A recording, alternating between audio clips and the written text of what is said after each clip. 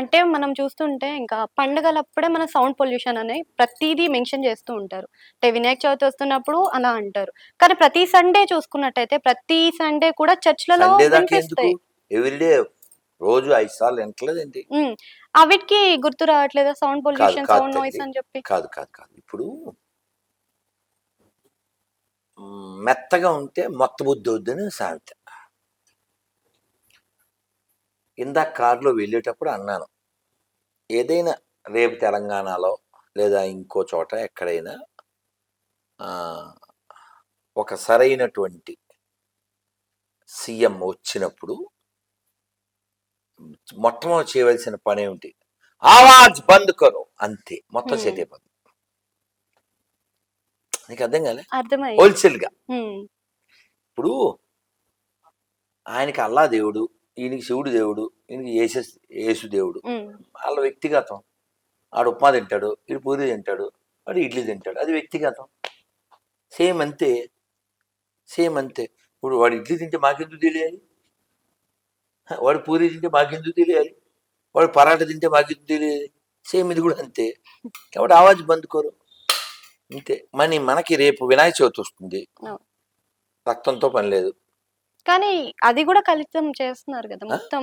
దాన్ని కూడా కలుషితం చేస్తూనే ఉన్నారు కదా. మందు తాగి విగ్రహాలను నిమజ్జనం చేయడం గాని, అది వేరే, అది కూడా అది రాంగ్. ఖచ్చితంగా ఈ సందర్భంగా చెప్పేది ఏమిటంటే పోలీసులు ఈ విషయంలో దృష్టి పెట్టాలి.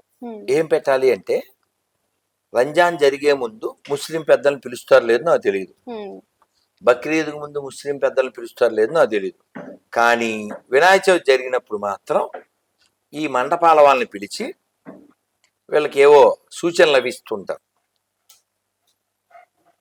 ఈ మండపం పెట్టింది 3 రోజులైనా 5 రోజులైనా 9 రోజులైనా కరెంటు బిల్లు కట్టాలి, చలానా కట్టాలి, పర్మిషన్ తీసుకోవాలి. ఏది 3 రోజులు మచ్చడికే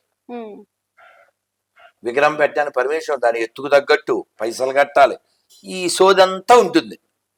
కానీ ఎవడైనా కొన్ని రాళ్ళు ఎత్తి పైన పచ్చగుడ్డ వేసిస్తే దాని పేరేంటి? దాని పర్మిషన్ అక్కర్లా. ఎవడైనా ఇలాంటి లుచ్చా బుక్ని ఫాలో అయ్యే వాళ్ళు ఒకటి కట్టేయాలంటే దాని పర్మిషన్ అక్కర్లా. ఎకానమీ డెవలప్ చేసేటువంటిది, ఎన్విరాన్మెంట్ని బాగు చేసేది వినాయక చవితి. కొన్ని లక్షల కోట్లు వస్తుంది గవర్నమెంట్కి, బోల్డ్ మంది బతుకుతారు. ఇందులో బతికే వాళ్ళల్లో వినాయకుడిని నమ్మని వాళ్ళు కూడా ఉన్నారు. మీ దేవుడు సాతాన్ అనే బ్యాచ్ కూడా మన మీదే బతుకుద్ది. ఎందుకని?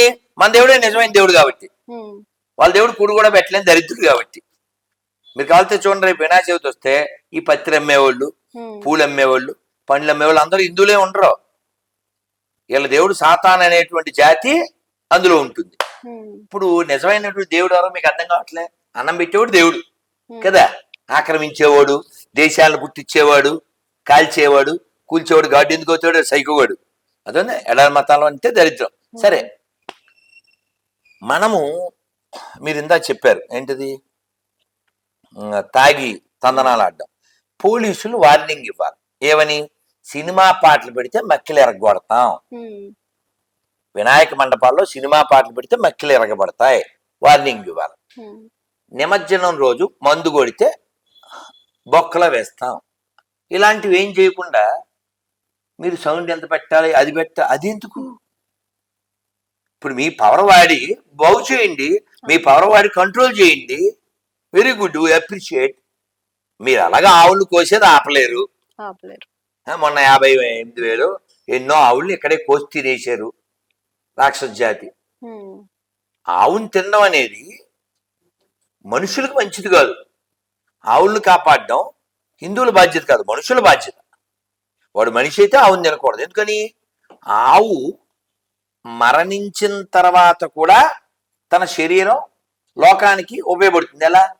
దాన్ని కప్పెట్టేయండి. చచ్చిపోయిన తర్వాత 6 నెలల తర్వాత అక్కడ మట్టి అయిపోయాక ఆ మట్టి తీసి 15-20 ఎకరాలకు జల్లండి, ఫెర్టిలిటీ పెరుగుద్ది. ఆవు మరణించి కూడా లాభం.